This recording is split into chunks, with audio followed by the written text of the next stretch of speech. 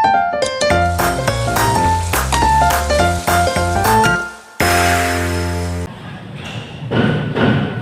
semuanya, salam sejahtera dan kasih Tuhan kita Yesus Kristus.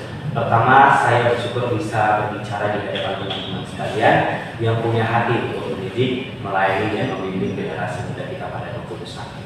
Terima kasih juga kepada dosen pengampu mata kuliah ini, juga kepada teman-teman semua yang sudah meluangkan waktu untuk menonton video ini. Kiranya apa yang saya sampaikan nanti bisa menjadi berkat dan bahan refleksi kita bersama. Perkenalkan, nama saya Robert Nenggolan, dan hari ini saya ingin berbicara tentang sesuatu yang dekat di hati saya dan juga saudara-saudara sekalian, yaitu bagaimana kita bisa menanamkan nilai karakter lewat pengajaran Alkitab. Saya pernah mendengar perumpamaan yang mengatakan bahwa mengajar Alkitab kepada anak-anak itu sepertilah memberi makan pada burung pipit, di mana kita harus sabar, pelan-pelan, dan kadang harus sambil nyanyi dulu baru mereka mendengar. Dan hal itu memang benar. Pengajaran itu bukan tentang isi, melainkan juga tentang pendekatan hati. Karena karakter itu bisa diciptakan melalui karakter hidup. Saya juga menemukan sebuah kutipan dalam ayat Alkitab di dalam Amsal 22 ayat 6 yang berkata, "Didiklah orang muda menurut jalan yang patut baginya, maka pada masa tuanya pun ia tidak akan menyimpang dari jalan itu."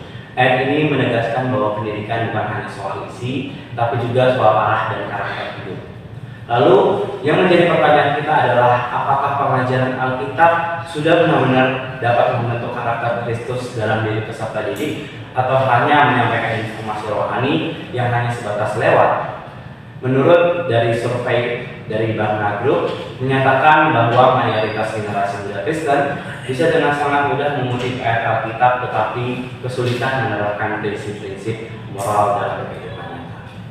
Ini menunjukkan adanya jurang antara pengajaran dan pembentukan karakter.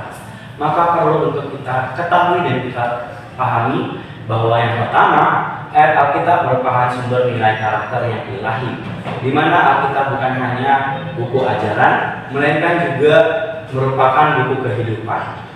Setiap kisah dari Yunus sampai Paulus memuat nilai karakter seperti ketaatan, keberanian, kesetiaan, pengampunan, dan kerendahan hati.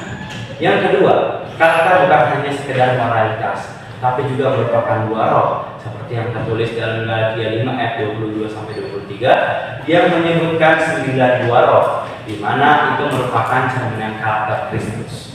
Pendidikan Kristen seharusnya tidak berhenti pada baik dan buruk, tapi membawa siswa mengalami perubahan hati. Yang ketiga, kita harus bisa memberi pengajaran yang menyentuh hati, bukan hanya pada pikiran semata. Contoh, seperti saat mengajar kisah Daud dan Goliat, jangan hanya fokus pada kemenangan, tapi tekankan tentang keberanian yang lahir daripada iman. Kemudian setelah belajar tentang kasih dari 1 Korintus 12, ajak siswa untuk menulis surat kasih pada orang tua atau teman. Dengan begitu, nilai karakter menjadi pengalaman hidup, bukan hanya sekedar pelajaran pada kelas. Saudara-saudari yang terkasih, di tengah dunia yang makin cepat, semakin bising dan semakin dangkal, tugas kita adalah menyediakan peluang yang dalam, yaitu untuk membentuk karakter sejati. Pengajaran Alkitab bukanlah landasan akhir kita, melainkan juga tujuannya adalah hati yang diubahkan, karakter yang dipimpin oleh Roh, dan juga hidup yang menyerupai Kristus.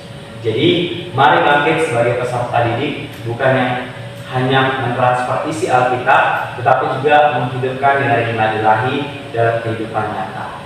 Karena dunia tidak hanya butuh orang yang pintar akan Alkitab, tetapi dunia butuh orang yang menjadi Alkitab hidup. Jadilah pengajar, penabur, dan teladan, karena dari tangan kita karakter Kristus ditanamkan dan dituai